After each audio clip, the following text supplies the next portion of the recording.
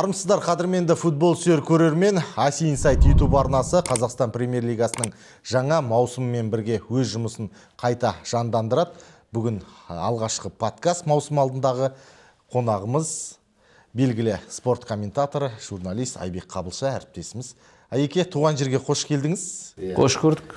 Мынау Қайсар футбол клубы президентінің кеңесшісі Айбек Қабылша дегенде біз өзіміз қуанғанбыз. Енді Әліби Басаровты барлықтарыңыз білесіздер. Қазір Қызылордадағы нөмірі бірінші амбассадор, не бар, не ашылады, Әліби жүреді дегендей. Әлібидің де жаңа жұмысына сәттілік тілейміз. Енді біздің тұрақты спикер Әліби. Сіз сөз кезегі өзіңізде, енді не болып жатыр Қайсарда, не жаңалық бар? Қош көрдік. Аси Инсайт YouTube арнасында алғаш рет қонақтамыз.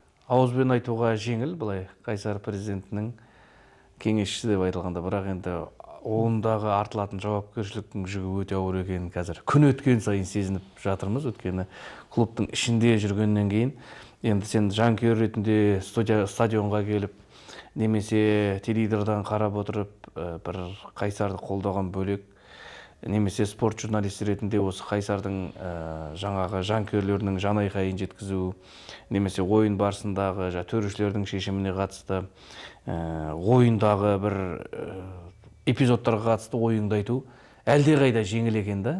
Ал мынау клубтың басшылығының құрамында болып, сол клубтағы әрбір процеске жауап беру үлкен жауапкершілік, уайым көп. Үлгереміз ба деген күмән көп. Әйтеуір Алла абырой берсінші деп, осы бір ойыннан жігіттер жеңіске жетсінші деген дүние бар жаңағыдай. Сондай дүниелер, сондықтан да енді қазір менде де бұл үлкен бірінші тәжірибе. Бір клуб басшылығының жаңағы кеңесшісі ретінде клуб басшылығының құрамында жұмыс жасау. Сондықтан әлбетте уақыт өте әрбір жаңағы болып жатқан жағдайдан тәжірибе алып, шешім іздеп, шешім шығарып, шешім қабылдап, сондай бір тәжірибе жинап жатырмыз. Енді көш жүре түзеледі дейді. Мүмкін жүре бізде бір жақсы бір жолға қойып алатын шығармыз деген ой бар. Біздегі екі бір ойыншы, шетелдік ойыншылар бәрі сол Мозесті көруге келеді ғой енді ертең ойынға, бірақ енді алғашқы ойында болмайды дегенде ақпарат шығып жатыр. Қаншалықты енді? Эзекел мен Мозес. Енді маған қазір тек осы Қызылордадан, әрісі Арал мен Қазалы, берісі Жаңақорған мен Шиеліден де барлығы жазып жатыр. Енді дәл қазір Виктор Мозес ол мынау әлемде болып жатқан шиеленіске байланысты келе алмай жатыр. Енді кейбір ақпарат құралдарында ой визасын жасауды кешіктіріп жатыр, үлгермей жатыр деген әңгімені айтады. Клубқа іліп жатыр. Оның барлығы енді аяқтан шалқысы келетіндер, тілекші адамдардың сөзі емес. Енді біздің Виктор Мозестің сол отбасы Дубайда отыр ма? Отбасы Дубайда. Отбасы Дубайда, ол отбасымен қауышып, бері қарай ұшамын деп отырған сәтінде әуежайға мінеді бір рейсін күтіп отқан сәтте мынадай жағдай болды. Бірінші жағы өздеріңіз білесіздер, ракетаның жағы жарқаншақтарының бірі әуежайдың маңына түсті. Бүкіл әуе кеңістігі жабылды, рейстер тоқтатылды. Оның ішінде Қазақстанға келетін рейстер, Қазақстаннан баратын рейстер тоқтатылды. Ұшып кеткендер, тіпті ұшып үлгеріп кеткендердің бірден шұғыл түрде басқа әуежайларға маңындағы қондыруға тура келді дегенде. Сондықтан Виктор Мозес те, Эзекел де біздің елге қазір келе алмай қалды. Осы тұрғыда енді бұл ешкім күткен жоқ, ешкім соғыстың болатынын білген жоқ. Тіпті енді ол Виктор Мозес Қазақстанға өзі ғана келейін деп отқан жоқ, отбасымен келейін деп отыр. Ол отбасын барып, қауышып, сол жердегі жаңағы керек-жарағын алып, шаруалар бар ғой, енді үйіне өткізу керек, басқа қылу керек, соның барлығын келейін деп отқан досындай отыр. Қазір біздің осы соғыс болып жатқан аймақтардан біздің елшіліктер барлық қазақстандықтарды алып келіп жатыр. Сыртқы істер министрі. Сыртқы істер министрі керемет жұмыс жасап жатыр. Біздің мемлекетте енді әлемде бір алғашқы елдердің бірі болып, өзгелерге үлгі болып қазір біздің отандастарымызға айтарып жатыр. Бірақ бірінші кезекте өзіміздің Қазақстан азаматтарға айтып жатыр да. Ал енді ол Мозесте, Эзекелде де Қазақстанның азаматтығы жоқ. Біз қазір соның елшілікпен барлығын түсіндіріп, оның неліктен келе жатқанын, жаңағы қандай миссиясы бар екенін, жұмыс беруші тарап ретінде жан жақтан министрліктерін, спорт басқармасынан, клуб тарапынан хаттар жазылып, қазір күні түні жұмыс жүріп жатыр. Бұйыртса Виктор Мозес енді бірінші турға үлгеріп қалу әбден мүмкін, үмітімізді үзбейміз соңғы сәтке дейін. Бірақ алаңға шығу, шықпау не ғайбыл. Менің ойым былай жермен шығып кете салмай ма, жай оларды машинамен десе. Дубайдан машина алып келіп жатқандар. Бұндай жағдайда барлық шекаралар жабылады. Әуе кеңістігі де Мозес енді келіп үлгерген жағдайдың өзінде де енді ол бір апта жаттыққан жоқ, толыққанды командамен дайындалған жоқ. Виктор Мозес жаттықпағаннан бұрын оның да ұйқысы тыныш емес қой қазір. Ұйқысы тыныш емес, уайым-уайыммен отыр ол да. Күнде әуеде бомбалар жарылып жатыр, оның жерге түсіп жатқаны, шамалы болғанмен әуеде жарылып жатқаны қанша ғой? Үйіне түссе не болады? Әуе тарсылдап жатыр, сондықтан Мозестен айырылып қалмай қарап отқан. Олар да алаңдап жатыр, сондықтан біз бірінші кезекте қазір сол Виктор Мозестің отбасы аман есен елге жетсе деп отырмыз. Қайсар өз тарихында алғаш рет жаңа стадионда Қазақстан чемпионатын ойын өткізейін деп жатыр. Мен кеше тіпті Маңғыстаудан да бір кісілер келе жатырмыз деп жатыр да, Мозесті көру үшін біз айтып жатырмыз енді. Мозесті көріп үлгермесеңіз де жаңа стадионнан футбол көріп кетесіз, өкінбейсіз деп жатырмын. Сондықтан жаңа стадионға келесіздер, командаға жанкүйер боласыздар.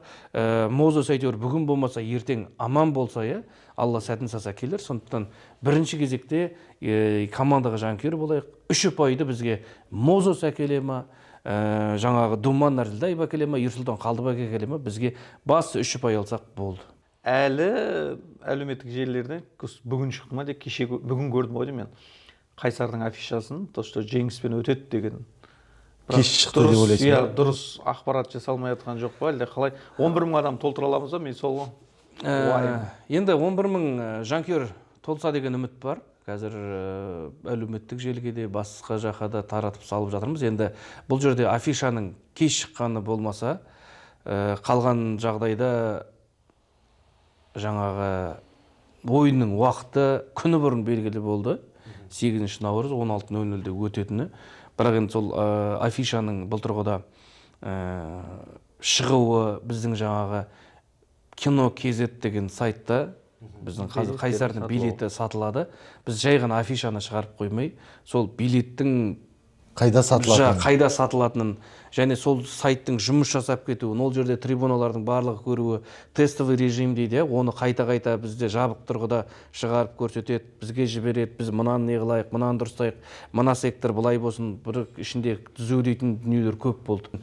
Осы Қайсардың қазір басшысы иесі Исламғали Қозбақовтан бастап, жаңағы маған да жаңағы кеңесші ретінде, Алдан Балтаевтың спорттық директор ретінде, жаңағы клубтың өзге де басшылар бар, коммерциялық директор бар.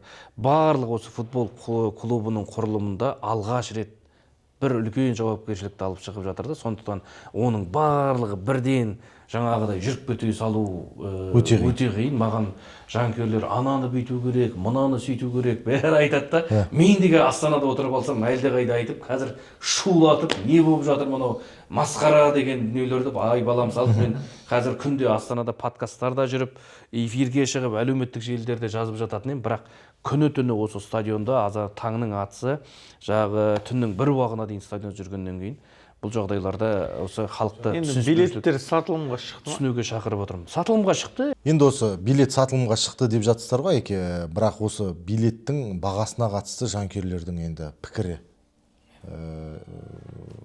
оң пікір аз, өйткені 3000 теңге жаңағы футболшылар шығатын трибуна бет, жаңағы 3 сектор, Б4, Б5, Б6, сол сектордағы бағалардың енді 3000 теңгелігі жанкүйерлердің қалтасына ауыр тиіп жатыр.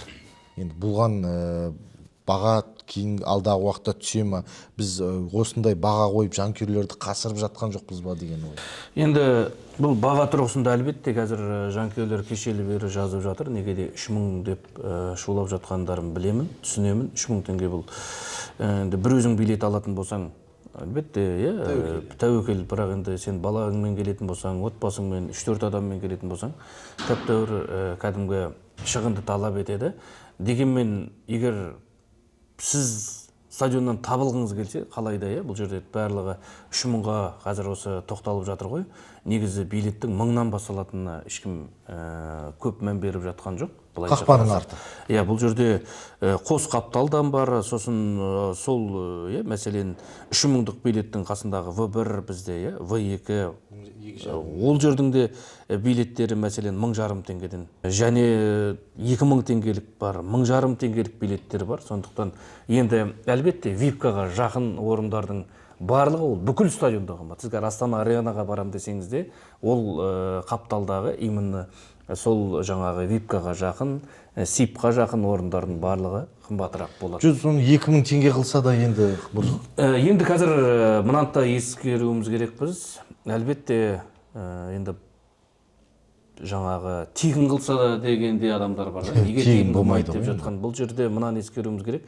Стадионның шығыны, қазір Қайсар Аренаның шығыны толықтай дерлік осы жеке кәсіпкер инвестордың мойнында. Оның жаңағы өндірістік шығыны бар, жылуы бар, жарығы бар, анандай үлкен ғимаратты өздеріңіз білесіздер. Қазір ол жерде біздеген әлі жаңағы кеңселердің барлығы әлі жалға беріліп, басқа қылып үлгерген жоқ. Қазір бізде коммерциялық директор, коммерциялық бөлім бар, барлығы осындағы кәсіпкерлермен келісіп, небір келіссөздер жүріп жатыр. Сондықтан енді ертең ол келісімдер барлығы жолға қойылып, барлығы толықтай жұмыс жасап кеткеннен кейін бәлкім баға өзгеретін шығар. Бірақ енді дәл қазір біз осы 3 секторды ғана 3000 қып қойып көрдік. Ертең қалай болатынын көреміз, бірақ мынанта бар ғой, өзі за комфорт надо платить деген орыстардың бір сөзі бар. Егер комфортпен жаңағы футболшылар шығатын жерде отырып көргіңіз келсе, 3000 теңгеден билет аласыз, болмаса 2000 теңгелік, 2500 теңгелік, 1500 теңгелік билеттер бар. Толып тұр. Және бұл жерде стадионның сіз қай жағынан қарасаңыз да, жабық стадионды өзіңіз білесіз. Тіпті анау 30 мыңдық Астана Аренада төбеден қарасаңыз да, футболшылар алдыңызда ойнап жүргендей болады. Мына Қайсар Аренаға барсаңыз да, сіз қазір 1000 теңгелік алып, билет алып келсеңіз де, футболшылар көз алдыңызда жүгіріп жүргендей болады. Өйткені бізде мынау жүгіретін жолақ жоқ. Сұрақ бар менде. Каспий осы командасы осы Қызылордада ойнайды деген ақпарат шықты ғой енді. Енді сол Каспий егер ойнаса, ертең бізде екінші турда Каспий бар екен бізде. 17-сі ма бізде ойнайды. Қызылордада ойнайды дейді, қабылдайды дейді. Ол кезде де билет сатылымдары бола ма? Енді оны Каспий клубы өз шешеді. Каспий клубы тегін қыла ма, ол басқа қыла ма? Каспий футбол клубы Қайсар Аренаны жалға алады. Ол өзінің өндірістік жоқ. Қайсар Аренаның өндірістік шығынын өзі көтереді. Енді сағат 16:00, енді түсінікті 6-ға дейін бітіріп, халық ауызашарға үйіне қарай жетіп алсын деген мақсат шығар. 16:00 деген уақыт. Кейін бізде сол көп жанкүйерлерді әлеуметтік желіге де жазып жатыр. Неге осы футболдар кешкілік болмайды? Федерациядан, басқадан жаңағыдай талап болып жатса, біздің футбол клубы дайын. Қазір біз тағы кешкі 8-ге қоюға, 9-ға да қоюға болады. Өйткені стадион толығуға мүмкіндік беріледі. Жарығы жанып тұр. Жаңағы стадионның алаңның астындағы жылуы қосылып тұр. Оның жаңағы трансляциялық уақыттары да бар. Эфир кестесі мәселен өзі Спорт Плюс телеарнасы, Қазспорт телеарнасы ғой көрсетіп жатқан. Сол телеарналардың эфирлік кестесіне мысалы үшін біз барлық ойынның трансляциясын болғанын қалаймыз ғой. Бірақ енді көрермен 16:00-де Қайсардың ойынында, Ақтөбенің ойынында, Астананың ойынында көре алмайтыны белгілі. Сондықтан 16:00 мен 18:00 арасында деген сияқты 18:00-де тағы бір ойындар солай қойылып жатыр. Енді басында, бірақ 16:00 деген ауа райындағы біздің қазір Қызылорданың ауа райы күн шығып тұр дегеніңізбен біз салқын самал желіміз бар. Сондықтан күннің шуағында отырып футбол көрген әлдеқайда жақсы сияқты. Фан секторға бір сектор беріліп жатыр екен. Бізде қазір фан сектор бар, айтқандай, барлығына тағы да айтқым келеді. Менен де билет сұрап жатқан, хабарласып жатқан бүкіл осы таныстар бар. Әлеуметтік желіден де айеке біз Қазалдан келе жатырық, басқа қылып жатырық, тегін билет бола ма деген сияқты. Оның тегін билет қалай алады? Тегін билет бар. Тегін билет бар. Бізде S3 деген сектор. Қақпаның артындағы. Әлемдік, бүкіл әлемде футбол жанкүйерлерінің фанаттары, өздеріңіз білесіздер, стадионның артында егер трибуна бар болса, ультрастың барлығы сол қақпаның артында отырады. Ол Мадридтің Реалында да әппақ болып өздеріңіз білесіз. Әлемдік тәжірибе. Әлемдік тәжірибеде, сол Ақтөбеде де, мәселен біз қандай осы фан секторлық, фан қозғалыс керемет жолға қойылған қақпаның артында. Сондықтан дәл осы тәжірибені біз де әлемдік тәжірибеге сүйене отырып, қазір қақпаның артында S3 деген секторды беріп отырмыз. 270-дей орын бар.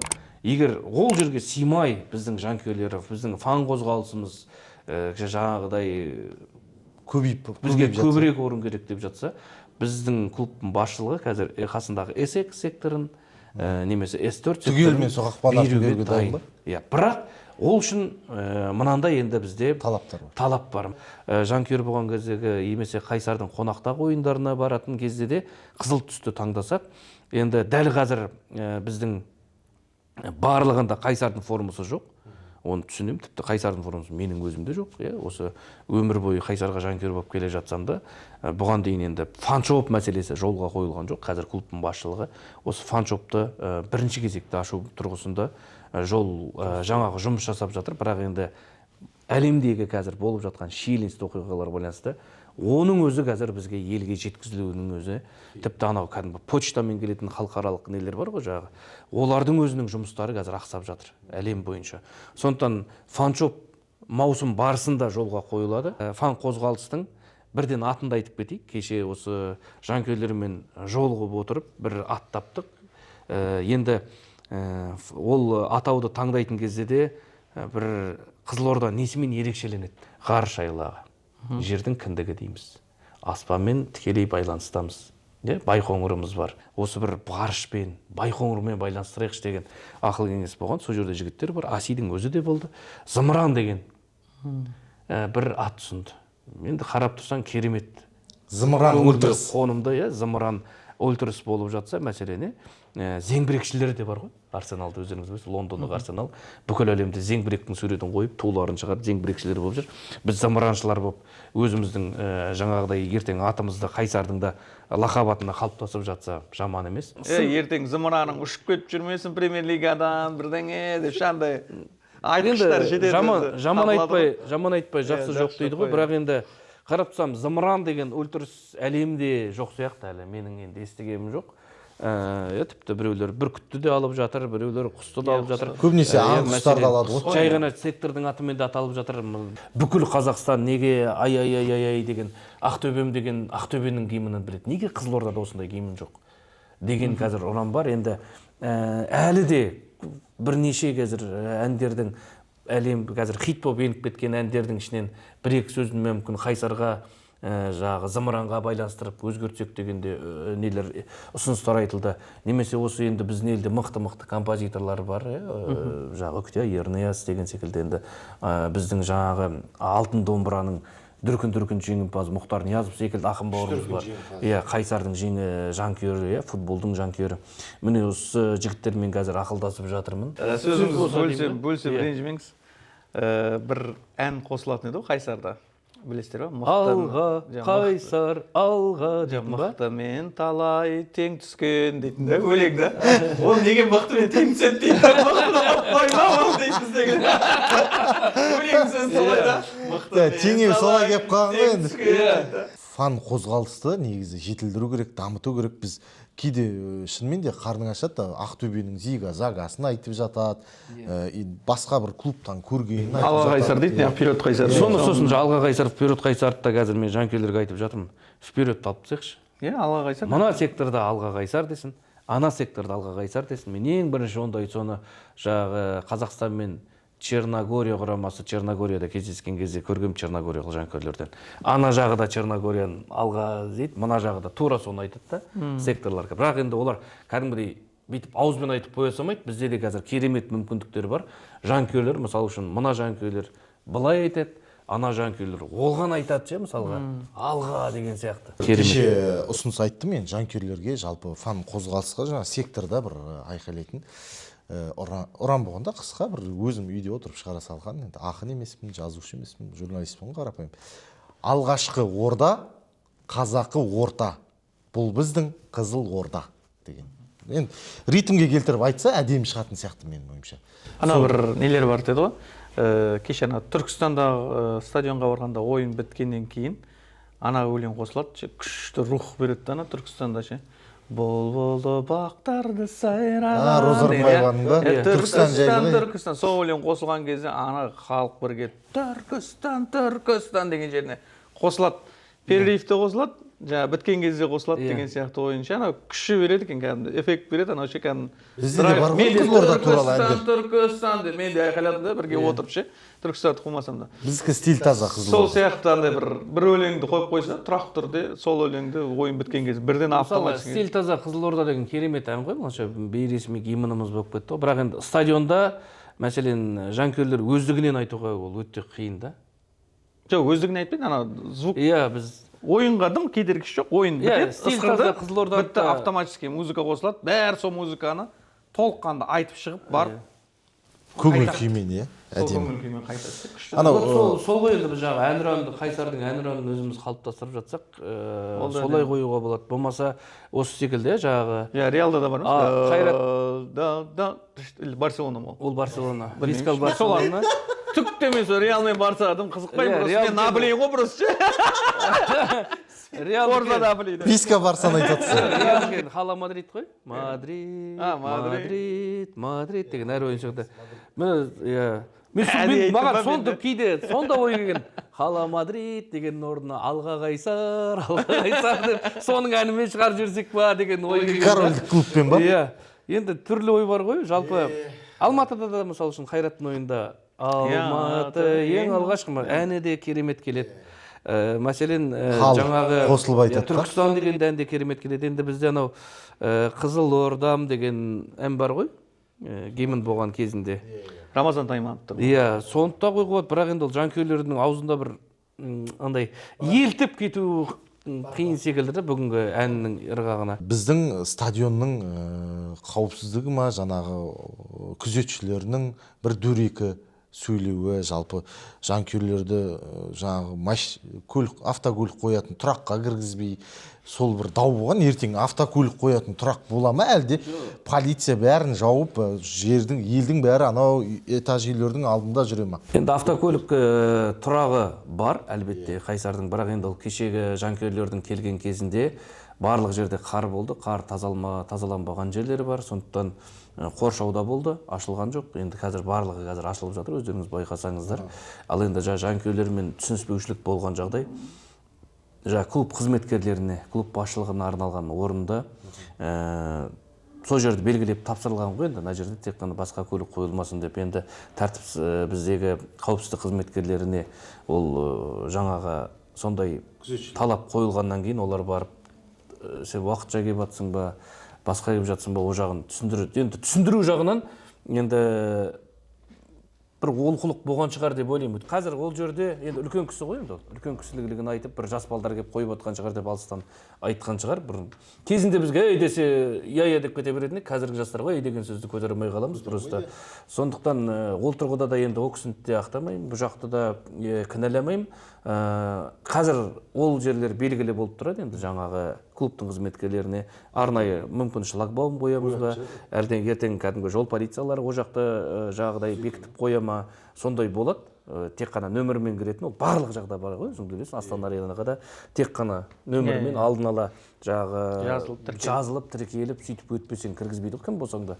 Ал клубтың жан жағында қанша көлік сиятын орын бар, соншама көлік жіберіледі. Егер ол жер толып қалып жатса, әлбетте жаңағы аулаларға қойып, анау көрші үйлерге қоятын шығарсыздар. Біз Астана Аренада өмір бойы шешілмей келе жатқан мәселе бұл. Енді Қазақстан чемпионаты биыл олигархтардың бәсекесіне айналып жатыр ғой. Бәрі клуб жекеге өтіп жатыр. Бәрі бір әйтеуір жұлдызды ойыншыны тартып жатыр команда сапына. Ақтөбе Нани тартты, Қайсар Мозыс тартты дегендей да. Енді жанкүйерлер ол жұлдызды ойыншыларды жақыннан көргісі келеді. Ал жақыннан көргісі келейін десе, километрден біздің анау полицияның бір темір қоршаулары бар ғой.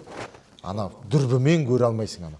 Соны бір кішкене бір 20-30 метр жерден, ең болмаса, Нани деп айқайлаған кезде Нани көретіндей, мүмкін автобус кіріп беретіндей, мүмкін бір селфиға түседі. Автобус кеп тоқтап, стадионға кіретін жағын айтып. Ол стадионның ішінде ол Нани саған қарамай ма, келіп бүйтіп трибунаға суретке түспейді. Ана жерден қолын алғысы келетін мүмкін.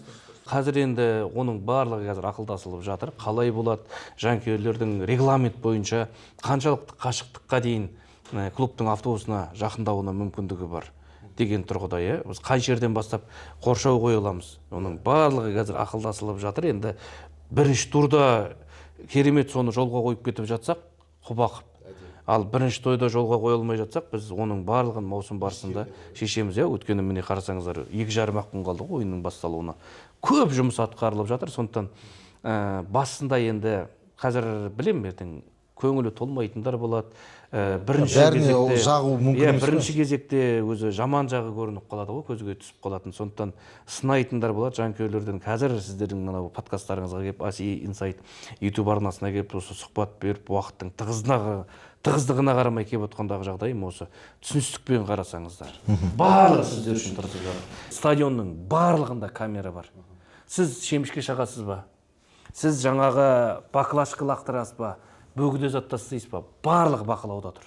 Штраф. Әлемде мынау жанкүйерлердің несін жаңағы Face ID-ін орнатып кіргізбей қойып жатады ғой.